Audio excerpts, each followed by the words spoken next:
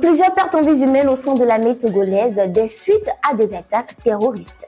Alors, chers abonnés, dans cette analyse, nous allons faire un petit retour en arrière pour mieux comprendre la situation au Togo. L'attaque du 23 septembre 1986 à Lomé. Retour en arrière. Le 23 septembre 1986, une date gravée dans la mémoire collective du Togo. Ce jour-là, un groupe de terroristes lourdement armés venus du Ghana a lancé une attaque audacieuse à Lomé, ciblant directement le président de l'époque, Feu Gnassingbé et Yadima. Leur objectif était clair, déstabiliser le pays en frappant au cœur même du pouvoir. Les lieux clés, dont le camp du général Ameyi où résidait le président, sont devenus les champs de bataille.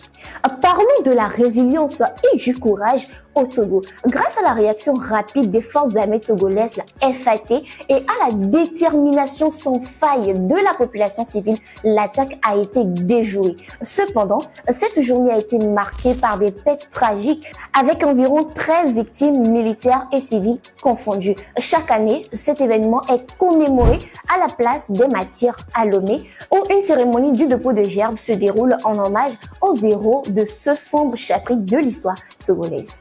Parlons à présent d'une nouvelle menace et de la vigilance d'ailleurs au Togo qui est renforcée. Aujourd'hui, le Togo fait face à de nouveaux défis sécuritaires avec les récentes incursions terroristes dans le nord du pays.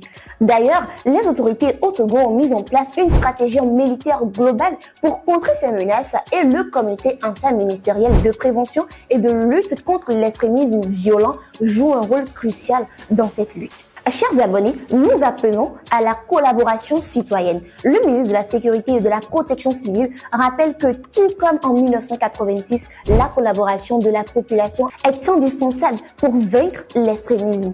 Une détermination collective est nécessaire pour protéger notre territoire et veiller à ce qu'aucune partie de notre nation ne tombe dans les mains du terrorisme, a-t-il déclaré. Lomé Actu.